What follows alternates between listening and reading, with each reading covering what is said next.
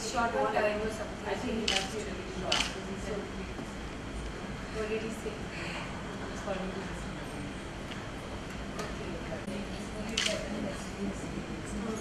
When I saw that, I checked at 36 and I said I'm sure it will be quite because I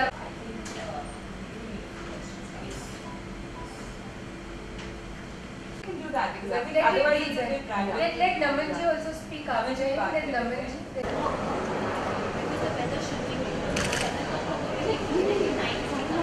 In the sari? In the sari? What happened?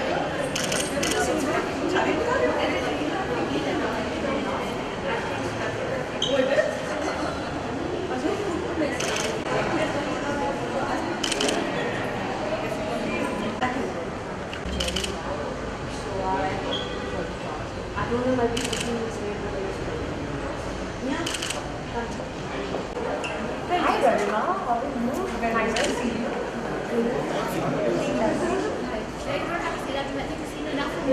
I see enough. But these new dishes in the thing, I guess it's perfect. That's perfect.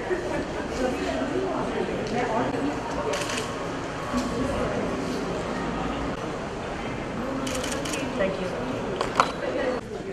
We met long ago. Yes. Hello.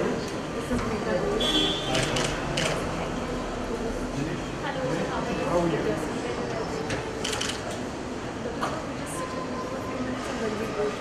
Sure. I'm sorry? Hi.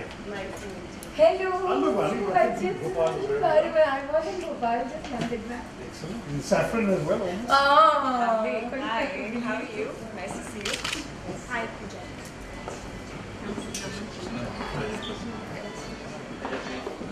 Hey, Naveen. So one day I'm going to take you there for forever. I'm hit on the head for it. You have to go and speak to them. And speak to them. But There's somebody, and I said I happen to agree with most of this. But then when I got the details, That was the point, the skill development is very important. and it shows on brackets how many mentions have come. So within 15 minutes, there were 350. Now, I'm not even going to look at it. I'm not going to look at it anyway because I don't have time. That'd be perfect. so Garima's worked tirelessly to make this happen. Hello, how are you? So I'm just squeezed for time. So I think he's just take that speaking. I'll take some questions also.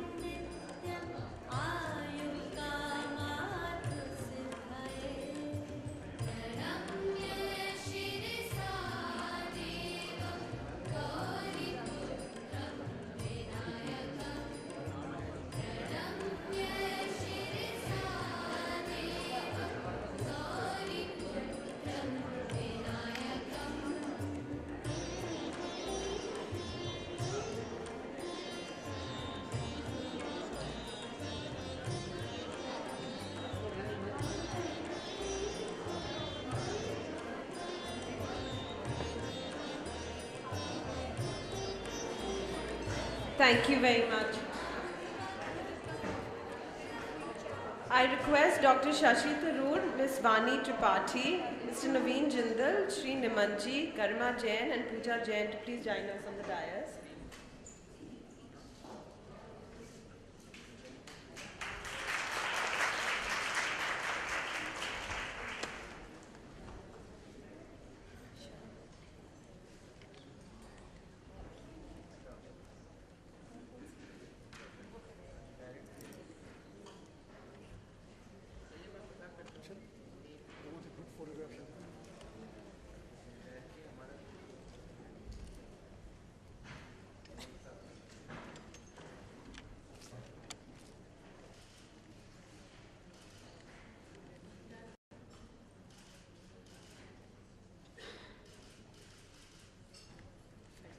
Thank you.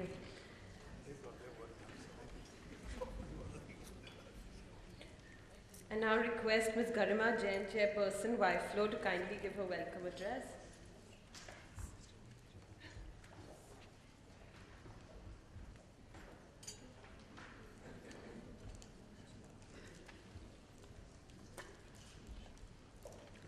Good afternoon and welcome to our interactive dialogue on Great Expectations.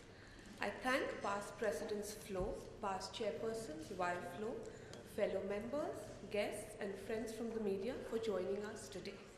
We have with us Dr. Shashi Tharoor, an elected member of the Indian Parliament from the Thiruvananthapuram constituency in Kerala, Minister of State, Ministry of Human Resource and Development, author, United Nations peacekeeper, refugee worker, human rights activist, one simultaneously straddles several worlds of experience. Ms. Vani Tripathi, National Secretary, BJP, actor by profession, politician by passion, and an activist bringing issues related to youth and women to the notice of various national and international forums. Quoting and summing Vani in her own words, "Whenever you're confronted with an opponent, conquer him with love." Namanji, principal guide and advisor Oneness movement, an outstanding leader who is successfully transforming lives of thousands of Indians, propagating the inspiring vision of oneness by introducing genuine, innovative solutions for enhancing quality of life in social and corporate situations. Shri Naveen Jindal, Member of Parliament from the Kurukshetra constituency in Haryana, a crusader for the Indian national flag, an advocate for women and child rights, a philanthropist, a successful industrialist, and a sportsman par excellence. Ms. Fatima Karan, a senior anchor and producer for Network 18, who appears on both CNN, IBN, and CNBC TV 18. Ms. Fatima Karan will moderate today's session. Ms. Monica Malhotra Kandhari will not be able to join us today due to unavoidable circumstances. She sends her regrets. Today, we invite you to use this space for reflection, which has been provided to us to evaluate the benefits of equality and the full inclusion of women as drivers of development and to come up with relevant initiatives. A world where women make up less than 20% of the global decision makers is a world that is missing a huge opportunity for growth and ignoring an untapped reservoir of potential. Therefore, all world leaders are discussing forward-looking strategies for the advancement of women. Moreover, significant progress will depend on building strategic partnerships and involving all stakeholders in the efforts towards change on full and equal share in economic, social, cultural, and political decision-making. In today's global economy, where there are both markets of slow growth and rapid expansion, as well as continuing risks of economic recovery and financial stability, women represent a critical piece of the solution, both as an emerging market and an underutilized human resource. Addressing this issue is more than just about fairness. Inequality in gender empowerment also raises serious economic issues for countries at all stages of development and a considerable business challenge for all kinds of enterprises, particularly for those that value and rely on human skills and resources. Greater gender equality creates the potential for better, more informed decision making in our societies, an educated and diverse source of talent for private and public institutions, and role models who can be an inspiration to billions of women and men worldwide. We began the year with felicitating the past chairs of YFLO with Ms. Naina Lal Kidwai and continuing with our theme of Inspiring India with Dr. Sarika Pilot in August. I thank you all for being here, and I now hand over to Itiva Chopra, YFLO committee member, to introduce our keynote speaker for the day. Thank you. We at YFLO have a small token of appreciation for each of our panelists. So may I please request Ms. Malvika Rai, President FLO, to present the token to Dr. Shashi Tharoor.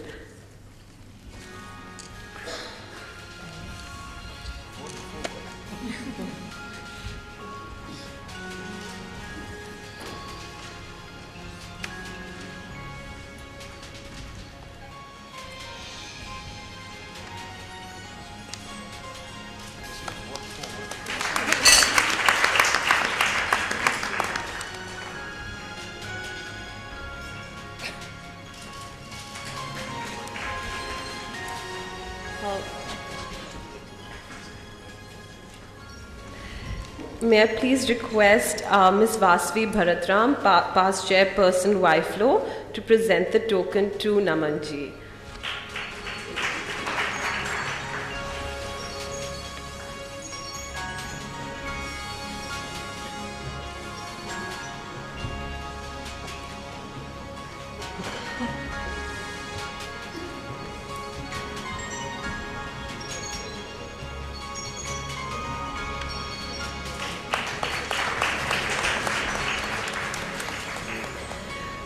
May I request Ms. Tripathi Gupta, Treasurer YFLO, to present the token to Ms. Vani Tripathi, please.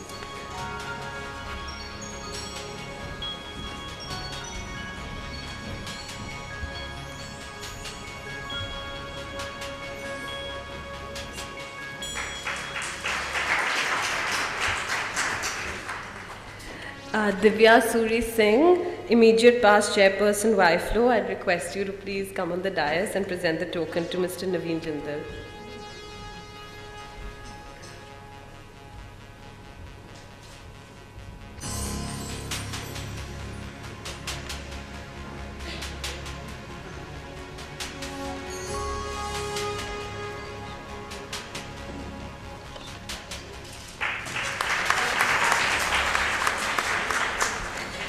I request Ms. Anchal Sethi, committee member, to present the token to Ms. Fatima Karan.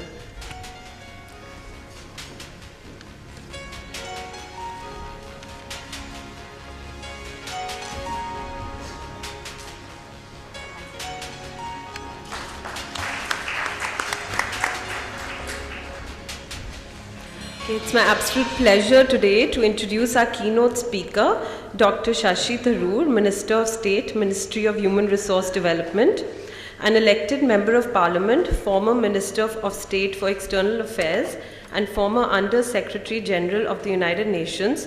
Dr. Shashi Tharoor is the prize-winning author of 13 books, both fiction and non-fiction, out of which most recently was Pax India, India and the World of the 21st Century. A widely published critic, commentator, and columnist, Dr. Tharoor served the United Nations during his 29-year career in refugee work, peacekeeping, and the Secretary General's office, and heading communications and public information. In 2006, he was India's candidate to succeed Kofi Annan as UN Secretary General. He has won India's highest honor for an overseas Indians, the Pravasi Bharatiya Samman, and numerous literary awards, including a Commonwealth Writers' Prize. May I please request Dr. Tharoor to give his views on the changing trends in technology, society, demographic profile.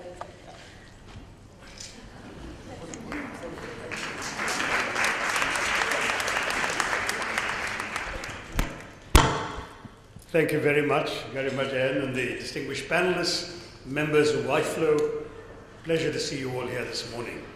I just suddenly realized that what you're expecting from me is sort of everything to do with everything in the world, and I'm not going to try and do that. But I'll touch on a couple of the aspects you mentioned, and certainly I was going to say a few things about education because I know that's of interest to all of you.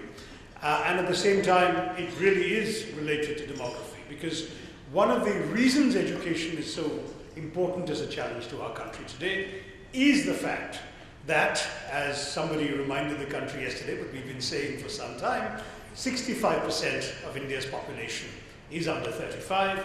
560 million of us are under 25. So this is already a very young country. But it's not just the fact that the numbers are so young. It's where we're heading.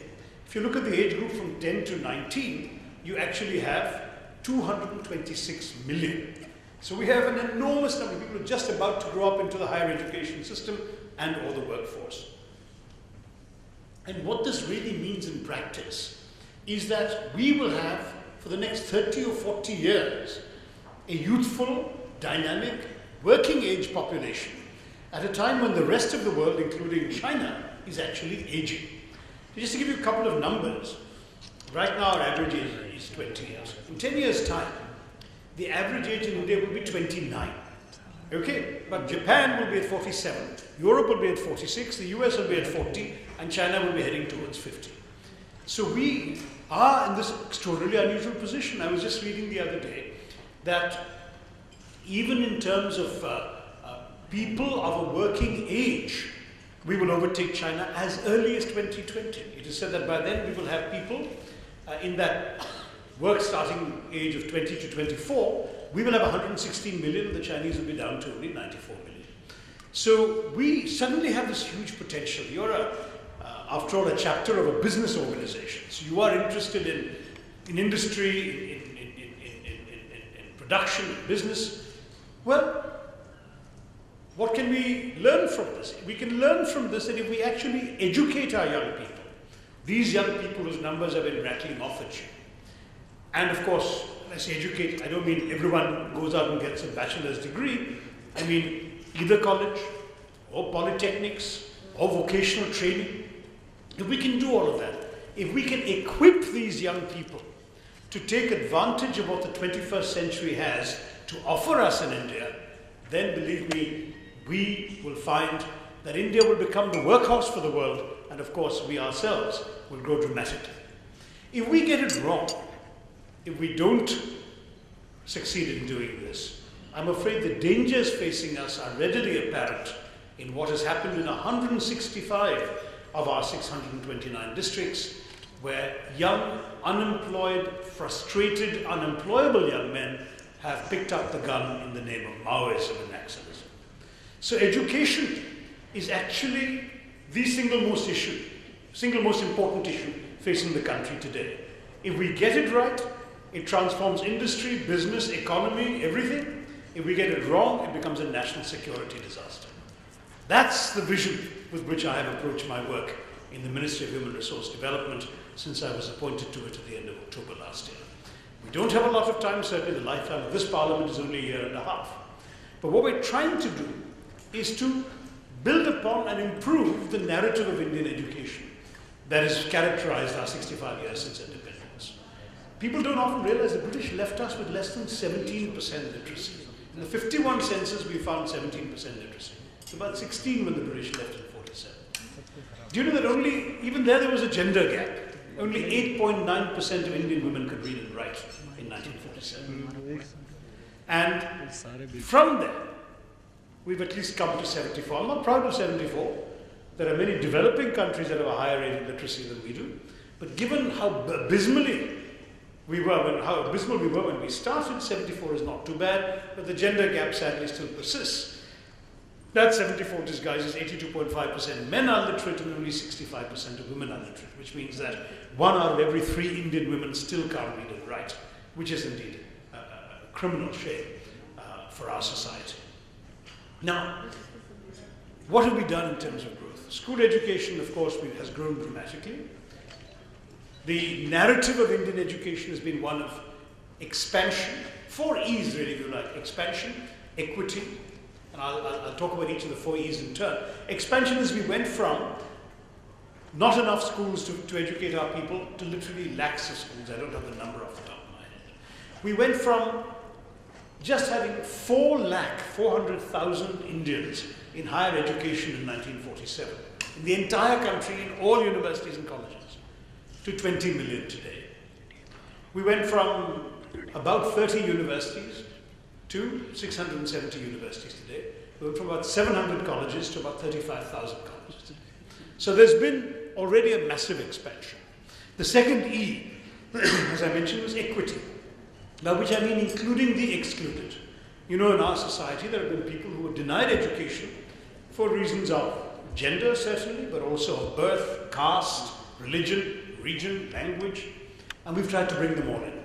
The RTE, which I know not everybody likes, the RTE is an exercise in trying to get everyone into school. Just a few years ago, I was the patron of the literacy campaign of the Frankfurt Book Fair. And I made a speech in which I had to admit that my own country had more out-of-school children than the rest of the world put together. All that has changed. We're down to below 3 million out-of-school children now. And in fact, there's something called the gross enrollment ratio, which is the percentage of a particular age group that's enrolled in that age-appropriate classes. So in primary education in India today, the gross enrollment ratio is 116%. In other words, we have actually enrolled more kids than we thought existed at that age group in the country. That's obviously some older kids are coming now into primary education. That's the good news, but the bad news is, by the time we get to class 8, it's dropped to 69% dropouts. By the time we get to class 11 and 12, it's dropped to 39%.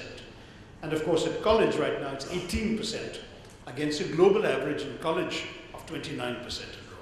So we are not at all complacent. We know we have a long way to go. There's a great deal to be done. In the focus on expansion and equity, I think we have not been attentive enough to the third E, which is the E of excellence. Very frankly, we have some outstanding institutions. You all know a few, the IITs, the IIMs, my own alma mater, St. Stephen's. Naveen has set up a university that hopes to reach that level and seems to be very much on course.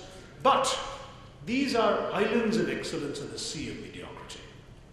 There is no question that the average Indian university graduate has not come out with an excellent education.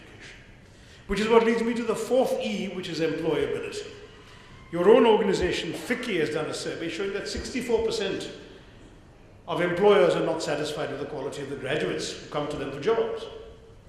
There's another survey, I don't think it's ASSOCHAM, there is another survey which puts the figure even higher. I've had conversations with CEOs telling me exactly the same thing. That once they get beyond the elite institutions, they find that the quality of the graduates available in the job market, even in subjects like engineering and technical education, sciences, simply not up to scratch. And that's why a company like Infosys has created a gigantic university campus in Mysore to educate the people they've already hired. This is not on-the-job training.